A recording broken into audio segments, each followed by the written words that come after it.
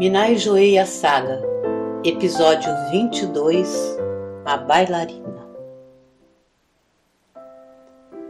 Como é bom poder descansar nas asas do amor, poder deitar e adormecer embalados pela doce melodia das almas que se encontram.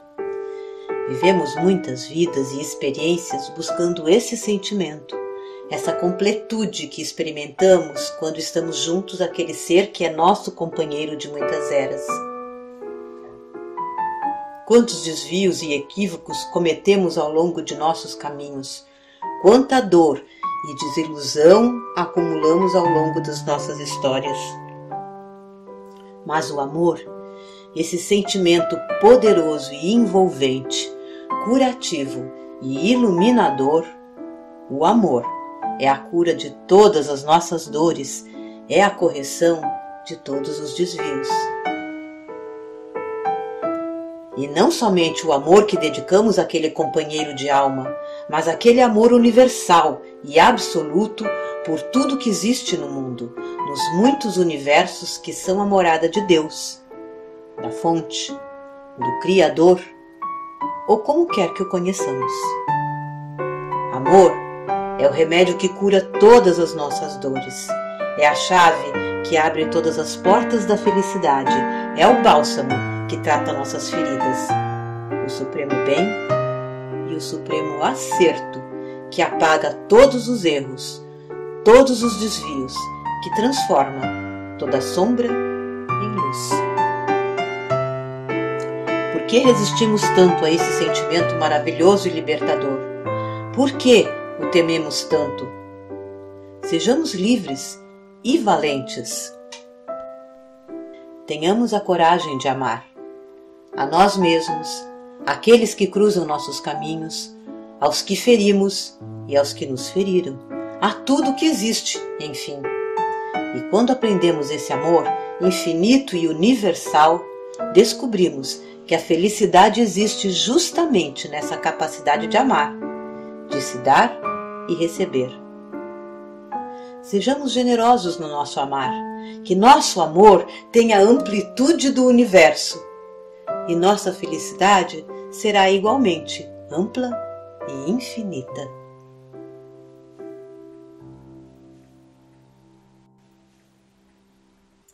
Naquela noite, Carolina dormiu, suave e docemente embalada nas alegrias do amor e do carinho de Tchauá. Quanto mais se deixava envolver naquele romance, mais as perspectivas de futuro se iluminavam e se tingiam de cores alegres e venturosas. Mas as sombras de seu passado ainda precisavam de cura e redenção. Mais uma vez ela sonhou com uma outra vida. No início daquele sonho, ela se sentia triste, tomada por um sentimento de perda, de despedida e uma saudade. Não sabia bem de quem ou de quê. Envolvida nessa tristeza, ela se viu dançando. Eram os primeiros anos do século XX e ela era uma bailarina. Executava diferentes coreografias em muitos e diferentes locais.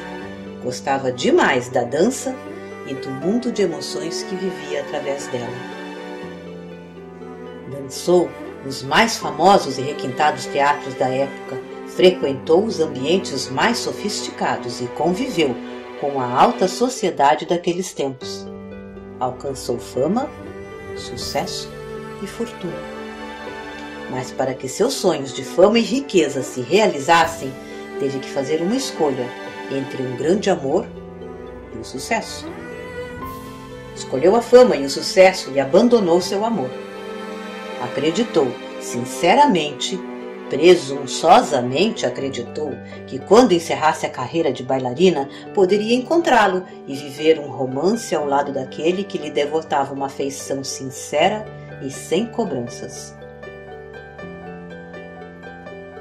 Mas a vida faz suas cobranças, e porque ela não teve nenhuma consideração e respeito por aquele que a amava acima de tudo, porque valorizou a fama e a riqueza acima do amor e do convívio com os que a amavam verdadeiramente, quando foi encontrá-lo, ele já não estava lá.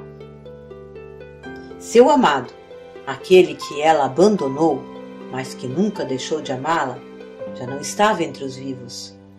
Havia morrido esperando por ela, sem nunca reclamar de seu egoísmo, sem nunca lhe cobrar nada. Carolina sentiu a dor, o remorso, a saudade, a perda que a tomaram naquela encarnação. Passou o resto daquela vida se arrependendo da escolha feita. Novamente se isolou e viveu até o fim de seus dias, chorando e lamentando. Já no plano astral, após aquela existência, ela voltou a trabalhar com crianças. A dança foi sua cura e seu trabalho. A forma como superou o arrependimento da encarnação perdida na dor e na solidão em que se encerrou. Carolina reparou que repetidamente se isolava do convívio com as pessoas quando se sentia ferida. Compreendeu que essa era sua forma de se esconder da dor e de tentar se proteger de novas dores. Mas entendeu também que precisava superar essa tendência se quisesse conquistar a paz e a felicidade. Notou que continuava procurando o amor, que em mais de uma encarnação perdeu ou abandonou, mas que paradoxalmente fugia e se escondia dele pelo medo da dor, pela lembrança dos fracassos e o temor de repeti-los. Reconheceu que para ter a vida maravilhosa e o romance perfeito com que sempre sonhou, precisava resolver essas questões de sua alma. Desejou sinceramente ter coragem e energia para isso. Agradeceu seu mentor por lhe mostrar mais uma vez suas fraquezas e dificuldades e por estar sempre ao seu lado, lhe dando apoio e força para se superar e iluminar. Na última semana em Seul, Carolina recebeu o convite para tomar um chá com a mãe e a irmã de Chauá. Elas a receberam na casa dos pais dele com uma mesa cheia de delícias da culinária coreana. Ela não conseguia se decidir sobre o que provar. Tudo parecia delicioso. Rain riu da indecisão de Carolina e comentou: "Bem que Chauá disse que você é louca por doces." "Sou mesmo, né? O que são essas delícias?" "Ah, este aqui é yakikwá, um biscoito feito com mel, óleo de gergelim e farinha de trigo. Este outro é kayungdan, massa de arroz recheada com mel e açúcar. Aqueles pequenininhos são chensuo, bolinho com recheio de chocolate ao leite. E os bolinhos cobertos de chocolate são chocopai, recheados com marshmallow."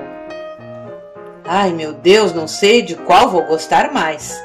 Ah, e para salgar um pouco o paladar, temos bolinhos cozidos no vapor com recheio de queijo e o muito apreciado timbe." "Ah, parece um sushi?" "Sim, é a nossa versão dele. Estes aqui são de espinafre e rabanete." Carolina deliciou-se com os lanches e a conversa de Rain e Chin-Sung, mãe de Chauá. Passaram a tarde conversando sobre costumes e tradições da Coreia do Sul. Carolina percebeu que Chin-Sung procurava instruí-la, destacando os hábitos mais importantes e o comportamento que era esperado das esposas em sua sociedade. Se por um lado sentiu-se um tanto constrangida com as recomendações que recebia sobre os costumes considerados dignos e adequados às esposas, por outro, percebia que essa atitude deixava claro que a família de Chauá a aceitava como sua namorada e possível esposa. Sentiu-se acolhida e muito grata por lhe dedicarem seu carinho e aprovação. À noitinha, Chauá chegou para buscar Carolina. Estava acompanhado de seu pai e do esposo de Rain. Ficaram para o jantar, que acabou sendo a despedida de Carolina daquela família. "Mãe, pai, daqui 2 dias embarco de volta para o Brasil. Terminei meus assuntos por aqui e o pessoal de São Paulo já cobra minha presença." Ah, meu filho, já? Não tem como ficar mais uns dias? Infelizmente não posso, mas prometo voltar logo que tenha um tempo livre. Traga a Carolina sempre que vier. Com certeza, não vou deixá-la sozinha no Brasil. A noite foi alegre e descontraída. A conversa em família, os risos e as brincadeiras entre os irmãos seguiram até mais tarde. Na volta para casa, Tchauá deixava transparecer seu cansaço. Seguiram direto para seu apartamento e se recolheram sem demora. O dia fora agitado e ele precisava levantar cedo na manhã seguinte para concluir todos os compromissos que ainda tinha em Seul. Carolina também se cansara na visita à sua mãe e irmã. Embora elas fossem muito gentis e atenciosas, ela se mantivera tensa até que Tchauá chegasse. Tinha medo de cometer alguma gafe e queria muito que a família dele a aprovasse. Naquela noite, Carolina viajou para outras esferas durante o sono. No começo, as imagens que percebia e sentimentos que a tomavam eram um pouco vagos. Ela se via ora numa montanha, ora num campo, ora numa escadaria. Havia luz e sombras. Ela se sentia como se fosse uma folha sendo levada pelo vento de um lado para outro. Visitava diferentes ambientes e sentimentos e não conseguia se fixar em nenhum lugar. Sentia alegria e elevação, depois um certo vazio e dúvida, uma incerteza do que estava acontecendo, do que via à sua frente. Aos poucos foi se percebendo no alto de uma montanha, olhando o mundo todo, uma paisagem imensa abaixo. Eram campos e planícies muito bonitas. Ela estava no alto da montanha e cantava com coração e alma. Sentia que tocava, que se elevava às altas esferas através da música. Então foi escurecendo, anoitecendo, e ela se viu no alto da montanha numa noite estrelada, olhando o horizonte. Logo a seguir estava flutuando e subindo ao infinito e se juntando às estrelas e à luz da lua. Sentiu que uma energia branca, clara, a envolvia, penetrava seus chakras e a energizava. Enquanto cantava e se elevava, estendia seus braços para cima, para frente, para os lados, numa série de gestos que pareciam ritualísticos e que tinham a função de captar a energia que a banhava. Permaneceu por um tempo no alto, entre estrelas, no céu noturno, banhada em energia.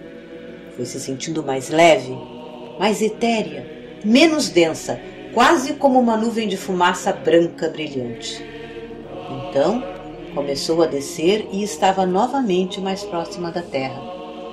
Passou a fazer gestos ligeiramente diferentes dos que fizera antes, e desta vez não captava a energia, mas parecia que a difundia, a energia captada. E essa energia continuava vindo do alto e sendo espalhada através de seus gestos e de suas mãos. Carolina girou lentamente, fazendo um rodopio completo, mais de uma vez, e percebeu que nesse giro estava espalhando aquela energia pelo ambiente em que estava. Era mais amplo que o quarto e que o apartamento. Era maior que o bairro, talvez tivesse a abrangência da cidade, do país. Ela não sabia dizer. Só percebia que era muita energia que se espalhava pela terra e que a fazia se sentir muito plena, feliz, quase em êxtase. Sentia que estava sendo instrumento daquela energia linda e pura que banhava a amada Gaia e limpava muito das sombras que a envolvem e a todos nós. Por fim, percebeu que voltava ao seu corpo material e ao quarto em que dormia. Sentiu necessidade de se ajoelhar e seguir por um tempo ainda agradecendo a grande dádiva de presenciar e participar daquele momento de atendimento e cura das nossas dores e sombras terrestres. no próximo episódio de A Saga. No final de semana, Tchauá foi visitar Carolina no Guarujá. Estava mais tranquilo, sem compromissos ocupando seu tempo e pensamentos. Mostrava-se mais atencioso e terno do que o usual.